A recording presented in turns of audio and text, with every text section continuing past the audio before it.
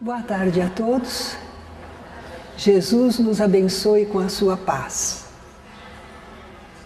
O nosso tema hoje é o comportamento, a presença de Jesus nas sinagogas, lá na Palestina, ao tempo em que ele viveu entre nós. Começa a história quando nós lembramos que Jesus já tinha sido reconhecido e anunciado como Messias por João o Batista. Ele também passara por aquela simbólica tentação no deserto, porque não foi verdadeira, é um simbolismo aquilo, né? A simbólica tentação no deserto, e ele já fizera alguns discípulos. Aí ele ficou sabendo que João Batista fora preso. O rei Herodes Antipas não aprisionou, porque João falava contra Herodes e a sua esposa Herodíades, porque era um adultério, ela era esposa do irmão dele. Então João foi aprisionado. Quando Jesus soube disso, ele saiu da Judéia e foi para a Galiléia, uma região mais acima. Lá então ele realizou a transformação da água em vinho naquela festa de casamento na aldeia de Caná. Mas Jesus ainda não pregava abertamente. Ele ainda não estava fazendo aquelas admiráveis pregações que a gente conhece tão bem. Ele deixou a cidade de Nazaré, lá na Galiléia, e passou a morar em Cafarnaum. Dizem alguns que ele morava em casa de Pedro, porque Pedro era pescador lá, à beira do lago de Genezaré. Então parece que Jesus morava também com Pedro. Então nessa cidade de Cafarnaum é que Jesus começa efetivamente a sua tarefa. Agora, além de pregar, e interessante, ele pregava com as mesmas palavras que João o Batista. O tempo é chegado, arrependei-vos, pois o reino dos céus está próximo. Eu vejo aí um simbolismo lindo, não é? Porque numa corrida de revezamento, um dos participantes carrega a tocha, mas como João o Batista foi preso, parecia que a tocha ia cair. Mas não, Jesus pega a tocha de novo, o tema, e continua a corrida, não é? É muito lindo isso. Então, com essas mesmas palavras, Jesus começa a pregar, mas não só pregar, não só falar do reino dos céus, o que é o reino dos céus? É a vida espiritual, né? Tanto aqui na terra, encarnados ou desencarnados, nós estamos vivendo o reino espiritual. E Jesus, então, produzia fenômenos. Falava, ensinava, orientava, mas também produzia fenômenos que equivaliam a sinais, a fortalecimento da sua autoridade espiritual, não é? Então Jesus falava sobre o reino dos céus. Mas a quem ele falava? A quem ele procurava pregar? Ele sempre dizia: eu não fui enviado senão as ovelhas perdidas da casa de Israel. Estão lembrados? Israel era o povo. Ovelhas perdidas eram aqueles israelitas que tinham ido para outros lugares distantes. Estavam dispersos. E a tarefa de Jesus era para pregar ali aos israelitas, mas ir buscar também as ovelhinhas perdidas. Levar a eles também. Por isso, Jesus estava indo sempre aos locais onde os israelitas habitualmente se reuniam para o trato das coisas espirituais. Qual era esse lugar? Onde é que os israelitas se reuniam para tratar das coisas espirituais? Se eles estivessem em Jerusalém, era no templo. O templo lá em Jerusalém era o ponto de reunião para os estudos espirituais, para o serviço de culto a Deus, não é? Havia os sacerdotes, os levitas e tudo mais. Mas as outras cidades, sem ser Jerusalém, Jerusalém era a capital, mas e nas outras cidades? Não tinha templo, não tinha sacerdotes, não se podia fazer cultos nem oferendas, mas se podia reunir num local determinado, que era chamado sinagoga, não é? Lá eles se reuniam, estudavam a lei, os profetas, eles tinham os rolos da lei, né? Eles liam, estudavam, podiam fazer orações. As sinagogas também serviam, às vezes, de escola para as crianças. Geralmente nós vemos isso, não é? Ao lado das igrejas tem sempre uma escola também. Aqui no centro nós temos os estudos, os trabalhos espirituais, mas temos a evangelização da infância, temos a escola primária, não é? Então havia lugar para as crianças, para ensinar as crianças. E além disso, a sinagoga também podia servir para decidir certas questões da sociedade, daquela cidade, daquele tempo. Porque ali se reuniam as pessoas mais importantes, pessoas com autoridade. E então certos casos, certos problemas, certas dificuldades eram levadas lá como se fosse um tribunal. Pequenos tribunais também as sinagogas podiam ser. Mateus, um dos evangelistas, narra que Jesus percorria então toda a Galileia, ensinando nas suas sinagogas, pregando o evangelho do reino, curando todas as doenças e enfermidades entre o povo. Todas as doenças e enfermidades. Bom, ele não curava todos os doentes, curava. Por que ele não podia curar? Não, porque existe uma lei divina. E os Espíritos do Senhor não fazem qualquer coisa que vá contra a lei divina. E às vezes nós estamos passando por enfermidades, por expiações, reajustes, ou porque há uma prova, uma experiência útil para nós, para testar a nossa resistência, desenvolver capacidades em nós. Então Jesus não curava todos os enfermos. Mas se nós entendermos assim, tudo quanto era doença, porque Jesus curava as pessoas das mais variadas enfermidades. Nesse sentido, sim, né? Sua fama espalhou-se por toda a Síria. A Síria ficava assim, não simplesmente ao norte, mas um pouco mais para lá, talvez nordeste, né? Daquela região da Galileia. Não era do povo israelita, a Síria era um pouco mais longe, mas repercutiu até lá. Repercutiu, a notícia correu, não é? E de lá traziam-lhe os doentes, os enfermos, os possessos, os lunáticos, os paralíticos, e ele curava a todos. Já vimos que esse todos aí é um exagero, né? Grandes multidões acompanharam-no da Galileia, da Decápole, de Jerusalém, da Judéia e dos países do outro lado do Jordão. Quer dizer, a fama de Jesus, a notícia de que ele pregava lindamente e curava as pessoas, se espalhou amplamente. De onde ele estava, não só onde ele estava, mas correu a notícia e todo mundo ficava sabendo e interessado, porque Jesus não falava só das coisas espirituais. Se ele falasse só das coisas espirituais, talvez não atraísse tanta gente.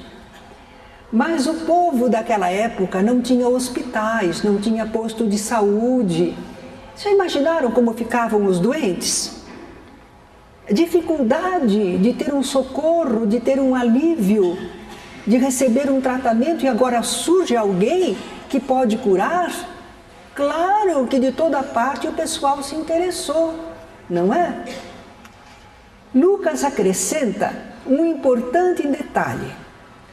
Jesus, então, cheio da força do Espírito, voltou para a Galileia. Olha, quando Jesus chegou lá, quando ele começa a sua tarefa, ele estava cheio da força do Espírito. Dele mesmo, ele era um espírito altamente evoluído. Então ele tinha inteligência, ele tinha força de pensamento, ele tinha magnetismo, ele sabia lidar com vários fenômenos na natureza. Então Jesus podia muita coisa, mas além disso, ele trabalhava com uma equipe espiritual, com assistência espiritual. Ele não trabalhava sozinho, não é? Jesus, então, cheio da força do Espírito, voltou para a Galileia e a sua fama divulgou-se por toda a região. Ele ensinava nas sinagogas e era aclamado por todos menos os adversários, não é? Os inimigos não mandam flores, não é? Então, os adversários não aclamavam, não, mas o povo aclamava assim, né? Vamos ver, então, alguns desses episódios da vivência de Jesus nas sinagogas lá da Palestina. Vamos começar na sinagoga de Nazaré. Nazaré era a cidade em que Jesus cresceu, se fez homem, né? Cidade da sua infância, da sua mocidade.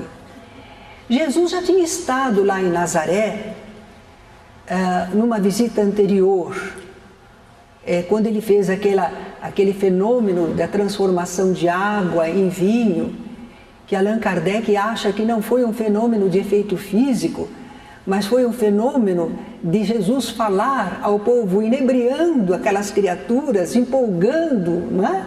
Aquelas criaturas. Outros dizem que não foi mesmo um fenômeno de efeito físico.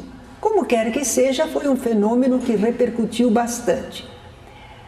Mas Jesus não tinha podido realizar ali outros fenômenos. Parece que por causa da incredulidade do pessoal lá de Nazaré quanto a ele. As outras regiões aceitavam com facilidade Jesus. Mas nós vamos ver o que Jesus vai falar aqui, certo? Ele vai explicar o porquê de que em Nazaré não o aceitavam tão facilmente. Então, nessa segunda vez, Jesus entrou na sinagoga de Nazaré. Era um dia de sábado, segundo o seu costume. Claro, todo bom israelita ia à sinagoga no dia de sábado. Nós não temos, nós espíritas, um dia determinado para vir ao centro, não é? Mas a gente sabe que as religiões consideram o domingo o dia do Senhor, não é? Então, no domingo eles vão à missa, no domingo eles vão ao templo, não é? Então, era costume dos israelitas, que não estavam em Jerusalém, portanto não tinham o templo, irem à sinagoga no sábado.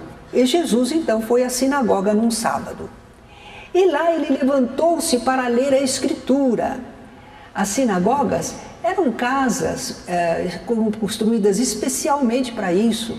Havia um pequeno auditório, eles tinham nesse auditório um armário no qual eles guardavam os rolos das Escrituras, as coisas que eles consideravam sagradas, santas.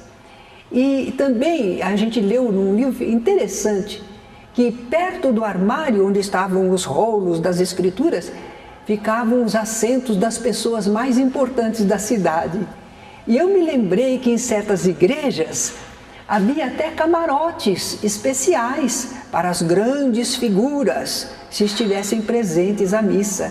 Ou aqueles primeiros assentos, não é? O povo sentava mais para trás. Mais perto do altar ficavam as famílias importantes. Então, lá também nas sinagogas era assim. Tá? Os assentos perto do armário, onde se guardavam os objetos sagrados, era para as pessoas mais distinguidas na cidade. Então Jesus levantou-se para ler a Escritura e deram-lhe o livro do profeta Isaías. Quem deu? O chefe da sinagoga. Se alguém estivesse ali e o chefe da sinagoga convidasse para ler o livro, aí a pessoa podia aceitar.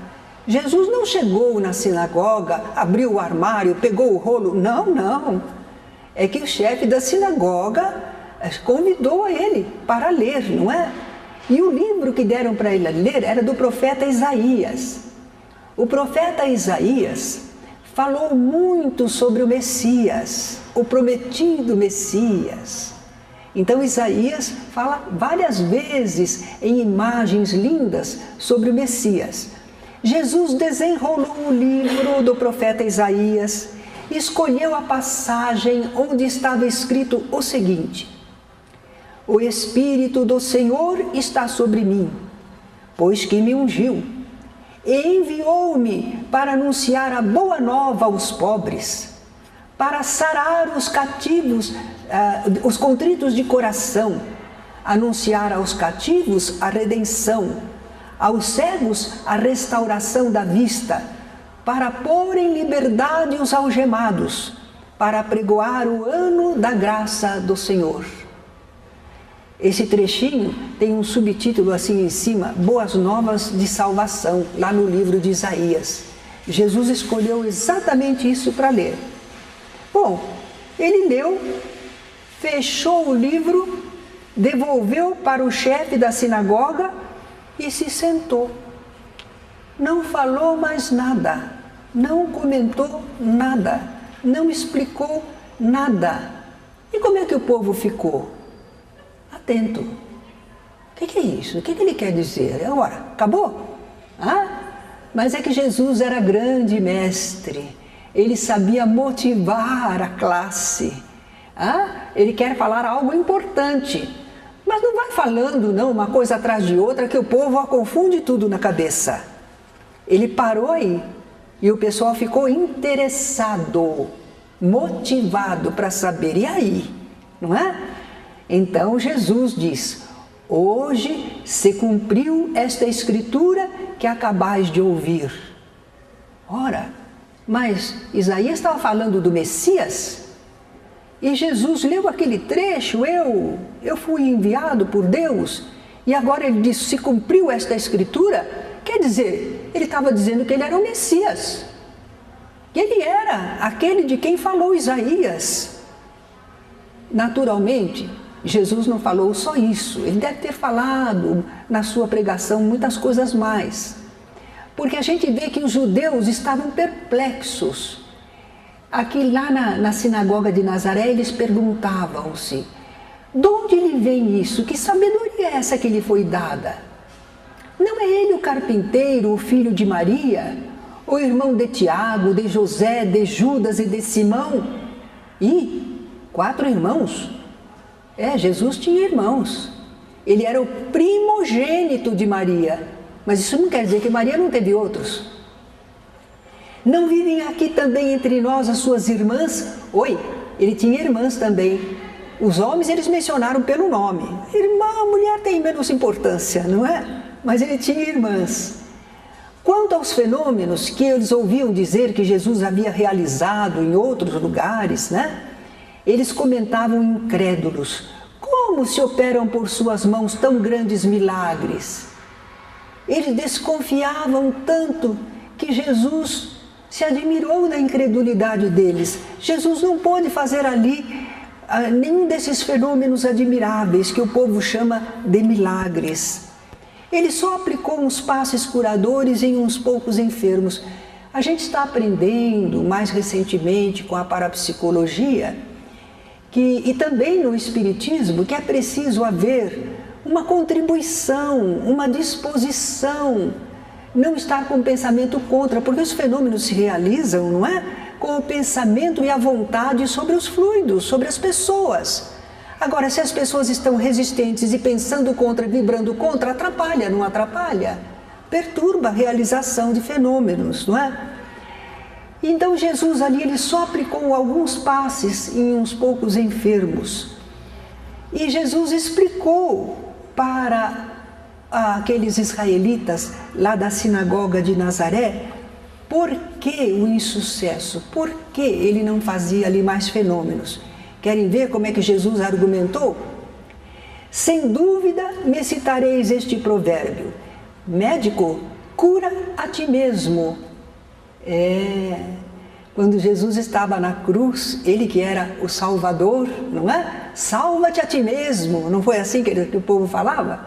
Então, no caso, Jesus está dizendo, olha, acho que vocês estão pensando assim, médico, cura a ti mesmo, está curando tanta gente, não é? Todas as maravilhas que fizeste em Cafarnaum, segundo ouvimos dizer, faze-o também aqui na tua pátria. De fato vos afirmo, nenhum profeta é bem aceito na sua pátria. Olha aí, de onde vem esse provérbio? É de Jesus. Ninguém é bem aceito na sua terra. Na família nossa, às vezes quando alguém começa com o conhecimento espírita, mediunidade, as pessoas da casa dizem, você, mas que é isso, está virando santinho, não é? Eles não acreditam nesse começo, estranham, não é? Agora Jesus vai argumentar, muito interessante. Em verdade vos digo, muitas viúvas havia em Israel no tempo de Elias. Elias foi um grande profeta do passado. Do que será que Jesus está falando? Muitas viúvas havia em Israel no tempo de Elias, quando se fechou o céu por 3 anos e 6 meses e houve grande fome por toda a terra. Realmente, lá na história dos israelitas, houve uma época, 3 anos e 6 meses de seca. Quer dizer, também representou fome, escassez de alimentos, não é? Então Jesus está falando, no tempo de Elias, havia muitas viúvas por lá, mas a nenhuma delas foi mandado Elias. Deus não mandou Elias, o profeta, para nenhuma daquelas outras viúvas, só para uma viúva em Sarepta, de Sidônia. Só para uma mulher. Aí eu fui procurar, gente. Está no livro 1 de Reis, capítulo 17, versículos 8 a 24. Resumindo, Deus teria dito ao profeta Elias, Deus é um espírito em nome de Deus, né? Vai a Sarepta, que pertence a Sidom, e demora-te ali, onde ordenei a uma mulher viúva que te sustente. Porque Elias também estava passando fome, né? Ele era um profeta, mas ele precisava se alimentar e havia escassez de alimentos. Então ele foi lá, encontrou realmente a viúva e aquela mulher repartiu os seus alimentos com Elias.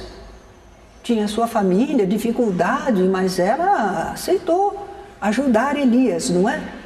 E Elias realizou lá um dos fenômenos que ele produzia. Ele é um grande profeta, um grande enviado do Senhor, um grande médium. Na casa dessa viúva, desde que Elias estava lá, a farinha não acabava e o azeite não faltou. Tinha sempre mais.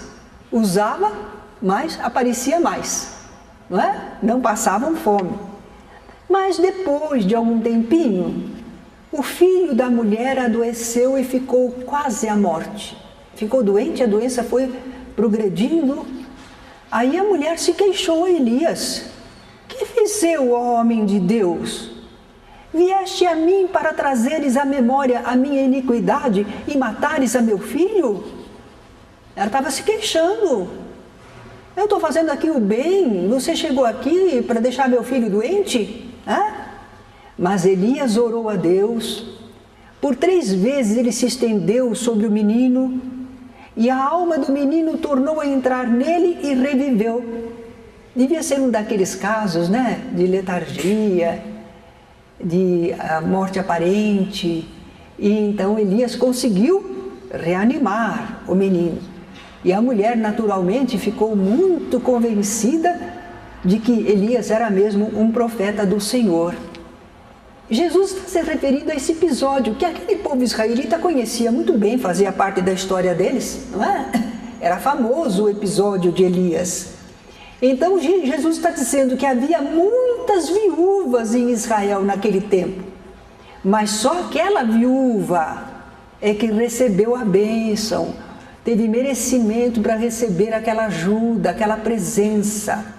Disse mais Jesus: igualmente havia muitos leprosos em Israel, no tempo do profeta Eliseu. Esse profeta Eliseu foi depois de Elias.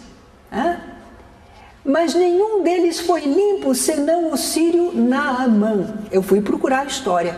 Vamos com paciência, né? Porque a gente precisa entender o que está acontecendo. Naamã era um homem poderoso. Ele era general do exército do rei da Síria. Não era lá da Palestina. Ele era da Síria. Mas ele estava leproso. E ele ficou sabendo de um profeta em Samaria, Eliseu. A fama de Eliseu também chegou até lá.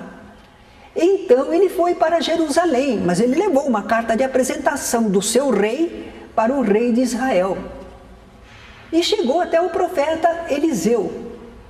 E o profeta Eliseu quis forçar um pouquinho, porque aquele pessoal da Síria era orgulhoso, não é?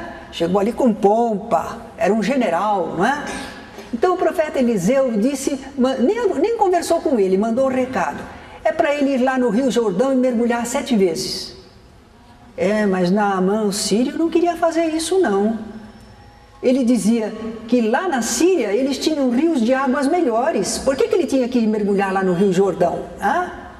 Mas os serviçais dele acalmaram ele, aconselharam ele, e aí ele foi. Ele mergulhou no Jordão e ficou bom, sarou da lepra. Não foi porque ele mergulhou no rio. Foram assuntos espirituais, fluidos, ajuda, mesmo à distância, não é? Dos espíritos que trabalhavam com Eliseu. Então foi providenciada a cura. Ele ficou muito grato. Ele quis até presentear Eliseu, mas Eliseu não aceitou presentes, porque ele queria que Naamã visse o modo gracioso de Deus. Ele queria que Naamã conhecesse como era Jeová, como era Deus, não é o Deus único. Naamã ficou impressionado, convenceu-se da realidade, renunciou à idolatria, porque lá na Síria eles eram idólatras, adoravam muitos deuses. Naamã renunciou à idolatria, fez-se adorador de Jeová, o Deus único. Mas acontece que ele tinha um cargo, não é? Ele era general do exército. E sabe qual era uma das coisas que ele tinha que fazer? Ele tinha que levar o rei pelo braço lá no templo do deus Rimon e curvar-se diante daquele deus. E agora? Como é que ele faz? O profeta Eliseu permitiu. Você veja como Deus é bom, não é? Como há compreensão, não precisa haver intolerância. Há pessoas que gostam do espiritismo, entendem o espiritismo, mas estão presas a certas convenções sociais, a certas exigências, não é? E a gente não pode criticar, não pode exigir, tem de compreender a pessoa dentro daquilo que ela precisa realizar na sociedade, não é? Bem, então aconteceu isso quando Jesus falava àquele pessoal, não é? Falava para eles. Por que Jesus está falando isso? Havia muitas viúvas, mas só uma recebeu. Havia muitos leprosos, mas só esse Naamã foi curado. Por quê? Havia alguma condição neles para receberem ajuda. Tem que haver um merecimento na pessoa, certas disposições para poder receber o auxílio. Então, há muita gente doente, mas nem todos se curam. Há muita gente que tem problemas, mas nem todos se solucionam, porque precisa merecimento. Não era isso que Jesus está falando? E por que ele está falando isso? Porque ali em Nazaré ele não pôde fazer. O problema não é dele, o problema é da falta de merecimento, certo? É isso que ele está argumentando. Ele não falou, ele só comparou com 2 situações do passado, bem conhecidas. Mas para bom entendedor, meia palavra basta, não é? O pessoal entendeu e não gostou. Eles entenderam que nós não temos merecimento, por isso que ele não faz os fenômenos aqui, não é? Eles ficaram muito zangados, levantaram-se e lançaram Jesus fora da cidade. Conduziram Jesus até o alto do monte, porque a cidade de Nazaré estava construída numa elevação, numa montanha, né? E queriam jogar Jesus dali abaixo, queriam matá-lo. Eles estavam muito indignados. Imagina, ele está dizendo que nós não temos merecimento diante de Deus. Ficaram muito bravos mesmo. Mas Jesus passou entre eles e se retirou. Ai, que experiência para Jesus, não.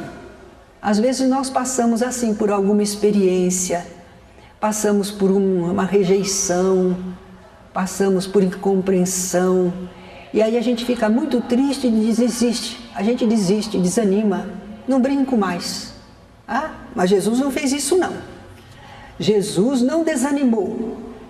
Ele foi rejeitado em Nazaré, mas ele percorria as aldeias vizinhas a ensinar. Não tem que desanimar. Se aqui não aceitam, em outro lugar aceitam, não é? Então vamos ver episódios de Jesus na sinagoga de Cafarnaum. Cafarnaum já era aquela cidade onde ele começou a tarefa, não é? É outra cidade. Jesus morava lá. Então nós vamos ver no Evangelho muitas passagens de Jesus pregando na sinagoga de Cafarnaum, nos dias de sábado, não é? Essa sinagoga consta que ela foi construída com a ajuda de um centurião romano. É a sinagoga de Cafarnaum. A construção dela teve a ajuda de um centurião romano. Ora, um centurião romano é um soldado romano que comanda 100 soldados. É um gentil, é um estrangeiro. Mas ele não era intolerante e ele procurava ajudar. Ele compreendia e procurava colaborar. Não é bonito, não é? Olha aí, não precisamos ser todos da mesma religião, mas podemos colaborar uns com os outros, não é? Então a sinagoga de Cafarnaum teve ajuda na construção de um centurião romano. E aliás, esse centurião romano teve um servo seu que ficou muito doente. E esse centurião romano bondoso tinha amizade pelo servo e mandou pedir a Jesus que o curasse. E Jesus curou mesmo à distância. Olha aí, né? Quanta coisa relacionada. Jesus também curou a filha de Jairo, que foi um chefe da sinagoga lá de Cafarnaum. Também curou a filha de Jairo, que estava naquele estado letárgico, que o pessoal pensava que tinha morrido, né? Olha outras passagens que tiveram lugar relacionadas à sinagoga de Cafarnaum. Jesus estava pregando na sinagoga. E podemos imaginar Jesus pregando. Devia ser encantador, não é? Emocionante. Estimulava as almas. Então Jesus estava pregando. E um obsesso começou a gritar: que tens tu conosco, Jesus de Nazaré? Viestes perder-nos? Não, Jesus não fazia mal para ninguém. Mas eles tinham o domínio sobre aquele homem e iam perder o domínio, não é? Sei quem és, o Santo de Deus. Aí eu ontem, na quarta-feira, também comentei, não é? Imaginem eu, né, pregando, né? Falando, uma palestra, né? E de repente lá alguém fica mediunizado e aquele espírito diz assim: bem sei quem és, Terezinha, a Santa de Deus. E eu, eu encho de vaidade, não é? Jesus não. Jesus fez o homem calar. Mas está elogiando. Mas está importuno, está atrapalhando a pregação. Quando uma pessoa está fazendo uma palestra, conduzindo o pensamento, procurando contato com a mente dos seus ouvintes, preparando o caminho para dizer algo importante, alguém começa a gritar, mesmo que seja um elogio, está perturbando, está atrapalhando, não é? Então o intuito daquele espírito não era exaltar Jesus, era atrapalhar, era perturbar, e Jesus o mandou calar, e que se afastasse do obsidiado. E todos se admiraram de duas coisas: da pregação de Jesus, porque ele pregava com autoridade, não como os escribas, porque os escribas sempre citavam a lei, como está em Moisés, como diz os nossos profetas, e como nós espíritas costumamos pregar, não é? Porque nós dizemos assim, como diz Kardec, como através de Chico Xavier, Emmanuel nos fala. Nós não fazemos assim? Nós nos baseamos na autoridade desses grandes vultos, dos ensinos. Os escribas também faziam assim, mas Jesus não. Jesus diz assim: ouvistes que foi dito, eu porém vos digo. Ele tinha uma autoridade toda dele, não é? Do conhecimento dele, pessoal, individual. ele não estava preso a ensinamentos.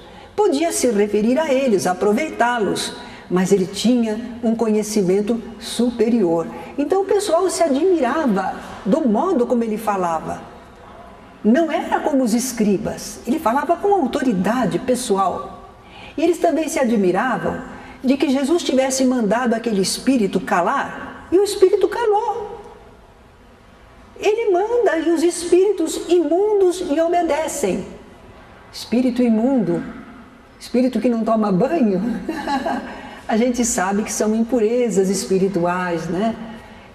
Modos de pensar, fluidos que são prejudiciais, não é?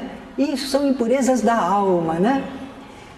Então eles estavam admirados da pregação de Jesus. Esse episódio aconteceu na sinagoga de Cafarnaum. Olha outro episódio. Os escribas e fariseus estavam espionando Jesus, estavam prestando atenção no que ele fazia, estavam lá observando, mas não porque eles fossem seguidores, discípulos de Jesus, eles eram adversários. Eles queriam ver se Jesus cometia alguma falha, se ele transgredia a lei de Moisés ou se ele falava contra os romanos, para denunciá-lo. Era isso que eles estavam fazendo lá. Então, era um dia de sábado na sinagoga, todo sábado o pessoal ia à sinagoga, no sábado não podia trabalhar, não é verdade? Sábado era o dia do descanso, o dia de pensar em Deus. Então eles estão olhando Jesus, porque se ele curar alguém aqui, nós vamos acusá-lo, está transgredindo o sábado, está contrariando a lei de Moisés. Jesus, sabendo disso, indignado, chamou um homem aleijado para o meio de todos e argumentou. Antes de curar o homem, ele argumentou: se uma ovelha cair no poço num sábado, vocês não irão socorrê-la? Será que iam salvar a ovelhinha que caiu no poço no dia de sábado? Não é de pena da ovelha, porque perde dinheiro. Os interesses pessoais, não é? Eles iam correr lá para tirar a ovelha do poço. E um homem não vale muito mais que uma ovelha? Então é permitido fazer o bem no dia de sábado. Se for um bem, pode fazer no dia de sábado, não representa trabalho, não é? E aí Jesus restabeleceu o homem da mão mirrada, o homem da mão seca, né? Restabeleceu toda a movimentação, os nervos, os músculos, não é? Os adversários encheram-se de furor e tramavam contra Jesus. Ainda na sinagoga de Cafarnaum, um episódio semelhante. Havia ali melhor dizendo, essa não foi em Cafarnaum, não. Foi numa sinagoga, mas num outro local. Havia ali uma mulher que há 18 anos era possessa de um espírito que a detinha doente. Por ação de um espírito, aquela pobre mulher estava doente. Como doente? Ela andava encurvada, não podia absolutamente erguer-se. Só isso? Só isso? Experimenta ficar curvada a vida inteira. O seu corpo todo vai sofrer, não vai funcionar bem, tem dores, e é incômodo, e você fica apontado por todo mundo, não é? Então a pobre mulher sofria muito, há 18 anos, sob a influência de um espírito, não é? Jesus a curou impondo-lhe as mãos, a mulher se endireitou e ficou muito feliz e louvava a Deus. Mas o chefe da sinagoga se indignou. Ele dizia assim, olha, tem outros dias na semana para curar, não no sábado, gente. Nós diríamos aqui nem segunda, terça, quarta, quinta, sexta, por que tem que ser no sábado? Sábado não é para curar. Aí Jesus replicou, no sábado vocês não desamarram os animais e os levam para beber? Claro, vai deixar o animal sem beber no dia de sábado? Então tem que fazer essa tarefa, é um trabalho, não é? Desamarra os animais e leva para beber água, muito bem. E não deveria ser libertada a mulher desta prisão, apesar do sábado, não é? Coitada da mulher, não podia ser libertada, sofrendo. Se o animal não podia passar sede, apesar de ser sábado, a pobre mulher ia continuar sofrendo só porque era sábado, né? Os adversários de Jesus se confundiram, mas o povo se alegrava muito, né? Agora sim, na sinagoga de Cafarnaum, tem um episódio muito importante. Lembram quando Jesus multiplicou pães? Aquele episódio, não é? Então agora narra o Evangelho que no dia seguinte, o povo que estava lá se deu conta de que Jesus e os seus discípulos tinham ido embora. Os discípulos foram primeiro, porque Jesus falou para eles, vão embora, vamos para lá. Mas Jesus ficou ainda atendendo o povo. Mas agora Jesus também não estava ali. Como é que Jesus foi se não tinha barquinho? Jesus atravessou o lago, naquele fenômeno de levitação, não é? Andou sobre as águas, foi até o barquinho dos companheiros. Mas aquele povo ali estava sem barquinho. Ainda eu comentei na quarta que eles correram por terra. Não. Agora a gente verificou. Eles, mais tarde, chegaram barcos que vinham de Tiberíades, de outra cidade. Aportaram ali. E aí o pessoal pôde entrar nos barquinhos e ir atrás de Jesus, que eles tinham ido para Cafarnaum. Atravessaram o lago, procurando lá. Quando eles chegaram e encontraram Jesus, Jesus estava na sinagoga, lá de Cafarnaum. E eles chegaram, aquele povo todo, e disseram, mestre, como chegaste aqui?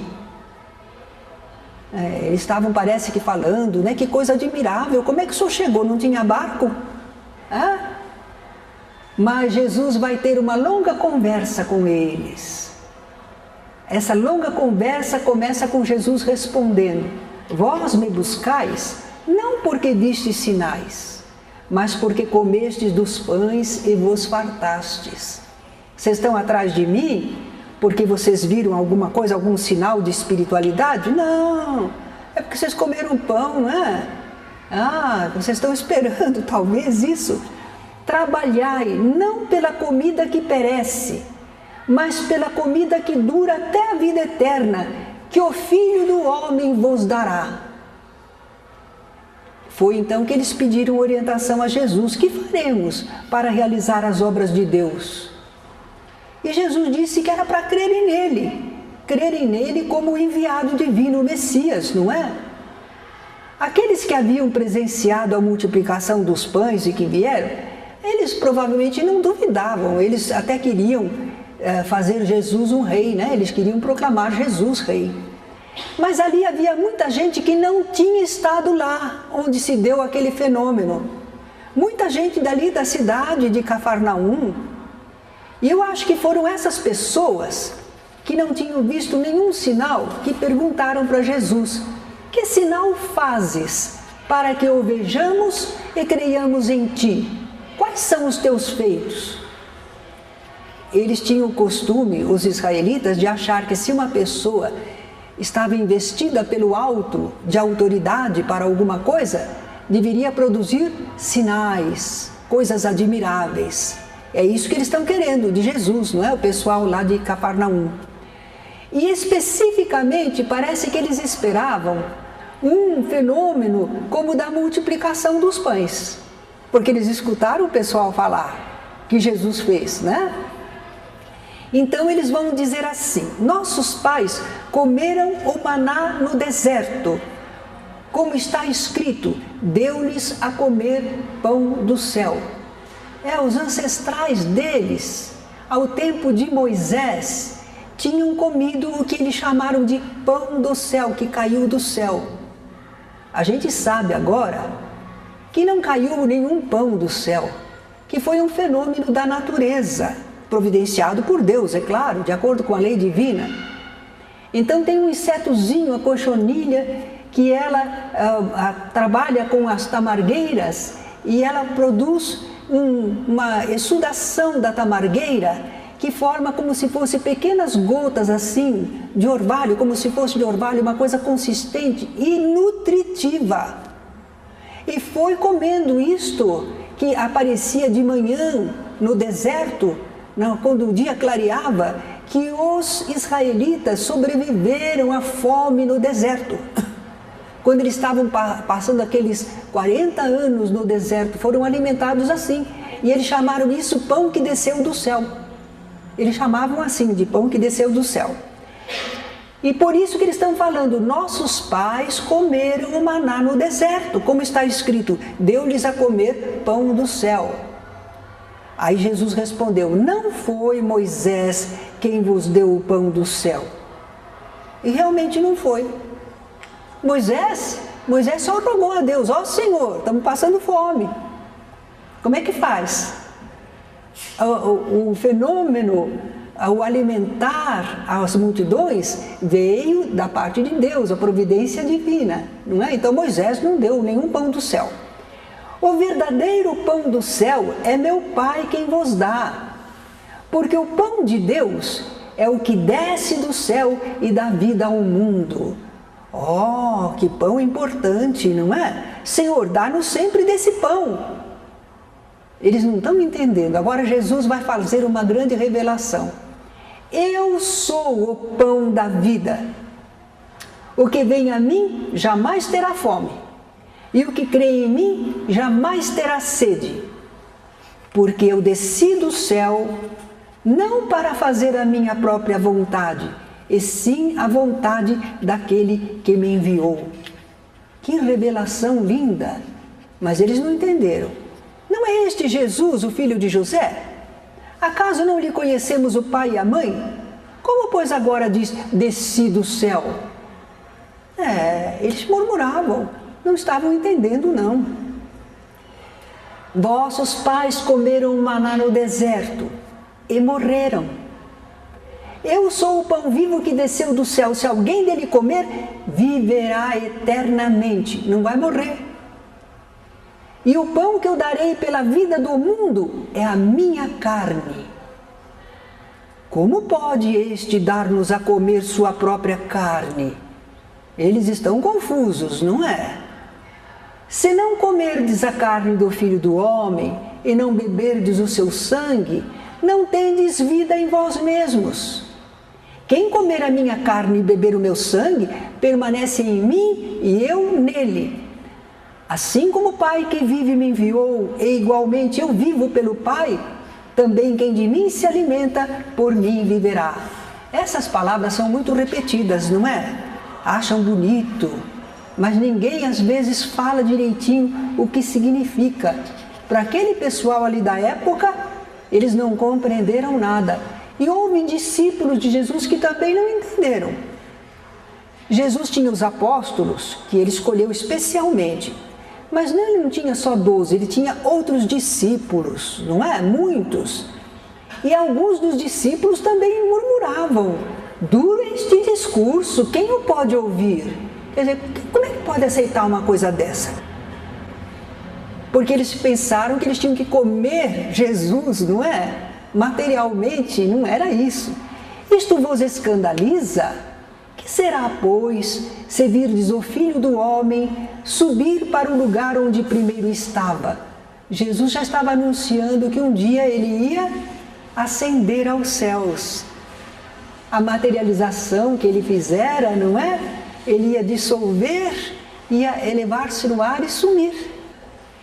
Isso é que deixaria o pessoal mais atônito, né? Agora Jesus vai explicar que aquilo é simbólico, o que ele está falando é simbólico, para não ficar ao pé da letra.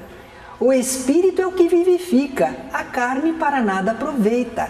As palavras que vos tenho dito são Espírito e são vida. Está vendo? É simbólico, não fica ao pé da letra não. Vamos traduzir assim: não falo de comerem minha carne material para terem vida. A matéria não dá vida. O que dá vida é o Espírito, é mesmo. Se houver um corpo, mas não houver um Espírito animando, não tem vida. A vida vem do Espírito. E a mensagem que vos trago é que tem vida espiritual. Então nós vamos tirar o véu da letra. E a verdade espiritual vai surgir clara, luminosa. Jesus desceu do céu. Desceu. Ele veio de planos superiores. Não pensa materialmente, ele desceu materialmente do céu. Mas ele veio de regiões mais altas, superiores, não veio? Veio, não é isso que a gente chama de céu? Né? Os planos superiores. Ele desceu do céu para dar a sua carne e o seu sangue. Ele veio oferecer a sua existência aqui na terra, a sua vida corporal aqui neste mundo. Ele veio oferecer isso, não é? Como pão, como alimento, para nos alimentar espiritualmente, para nós sentirmos o que é e o que não é, as verdades divinas, não é? A nossa alma está combalida, está faminta, não tem esperança, não tem alegria. Nós estamos assim, como que quase morrendo espiritualmente, nós estamos assim desanimados. Mas não, Jesus é o pão, é o alimento, né? Ele representa o ensino, o conhecimento, a luz que vivifica. Mas para isso esse pão precisa ser comido, assimilado, recebido realmente. Está aqui um pão lindo e eu estou morrendo de fome. O pão está aqui, não falta pão. Mas eu tenho que mastigar, digerir. Não pode ficar o pão fora de mim e eu alimentada? Não, eu tenho que me alimentar comendo esse pão, não é? E aí o pão pode dar vida, ativar-nos espiritualmente. Aí sim, o ensinamento existe. Mas se eu não estudo, se eu não procuro compreender, se eu não trago para dentro de mim, eu continuo da mesma maneira. Existe o ensinamento, mas não está comigo, não estou vivendo, não estou sentindo, não estou compreendendo. Então é a manifestação divina que está por toda parte, mas tem gente que não tem olhos de ver nem ouvidos de ouvir, não é? Apesar de estar tão claro, muitos dos discípulos não entenderam mesmo e alguns começaram a debandar. Eles não tinham dito, dura este discurso, quem é que o pode ouvir? Comer a carne dele? Como é que ele disse que ele desceu do céu? A gente sabe de onde que ele surgiu, né? Acharam que está fantasioso. Será que ele não está fora de si, não?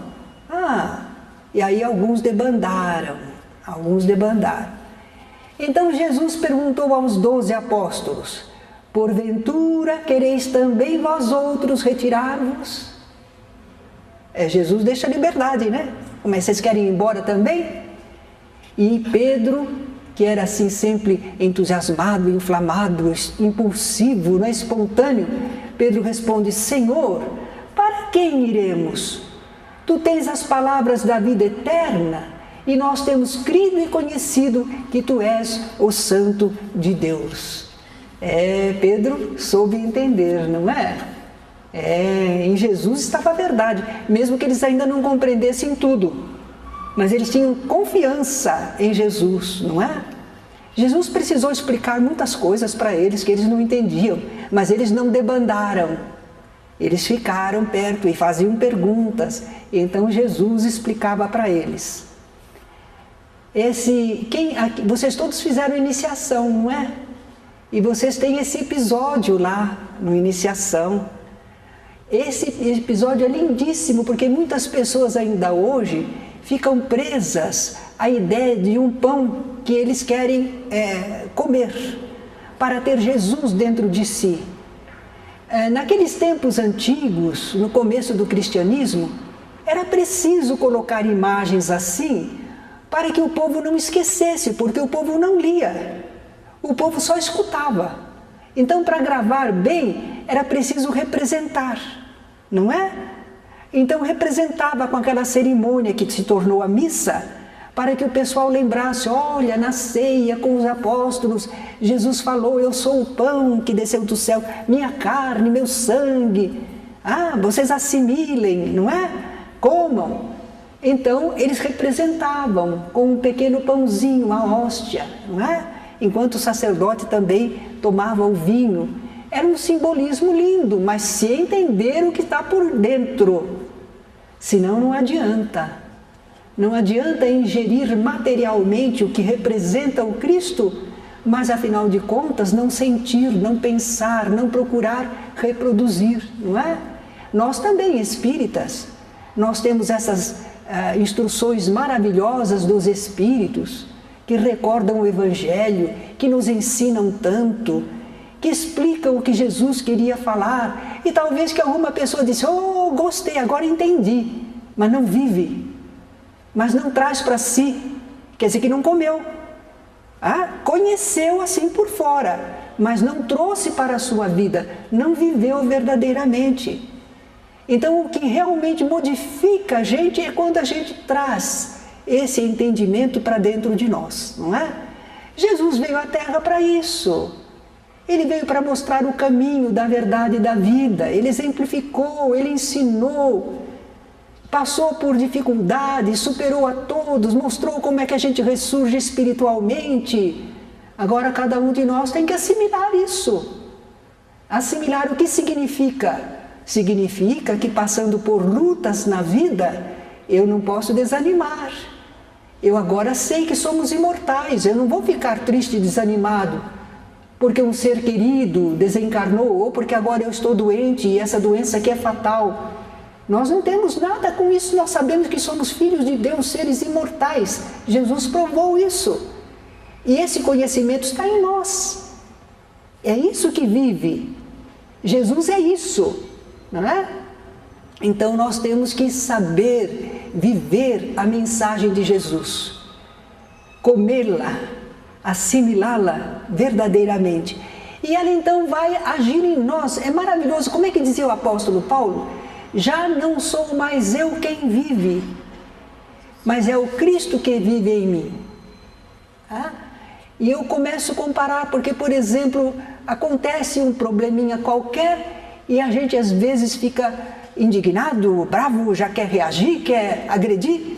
Depois a gente diz, opa, Jesus falou para ser manso como a pomba, prudente como a serpente. Olha lá, cuidado, vigiai e orai para não cairdes quando em tentação. Perdoar. Lembrou? Jesus está dentro de você? Se Jesus está em você, Ele está contigo e tu estás com Ele, não é? E nós estamos naquela simbiose. E aí isso ajuda a gente a viver, a errar menos e a acertar mais. Porque nós estamos com o entendimento de Jesus em nós. Isso que é importante no Evangelho, não é? E nós vimos hoje, lembrando as passagens nas sinagogas lá da Palestina, como Jesus ensinava, exemplificava, orientava, ajudava a humanidade também, aliviando as dores e os problemas. E como nosso mestre, nós também procuraremos partilhar esse pão, partilhar esse conhecimento que a doutrina espírita, então, nos oferece abundantemente, não é? Parece que o Espiritismo pega esse pãozinho espiritual e partilha bem partilhadinho, né? Explicadinho, pedacinho por pedacinho, né? Para ficar fácil da gente ingerir, a gente digerir esse alimento maravilhoso. E então compete a nós vivermos esse ideal que Jesus pregou em todos os momentos, viveu em todos os momentos, especificamente os 3 anos do seu ministério sobre a terra, não é? Jesus, nós dissemos que pregou constantemente, fosse no templo de Jerusalém, nas sinagogas, mas isso está nas próprias palavras de Jesus. Quando ele está respondendo aquele processo ao sumo sacerdote Anás, Jesus diz: eu tenho falado francamente ao mundo, ensinei continuamente, tanto nas sinagogas como no templo, onde todos os judeus se reúnem, e nada disse em oculto. Eles estavam querendo saber de Jesus, qual é a sua doutrina, o que é que você está falando? Ele disse, eu já falei em público, nunca falei escondido, não é? No templo e nas sinagogas. Jesus atestou isso. E nós hoje então tivemos a oportunidade de relembrar algumas desses ensinamentos e exemplos de Jesus nas sinagogas lá da Palestina.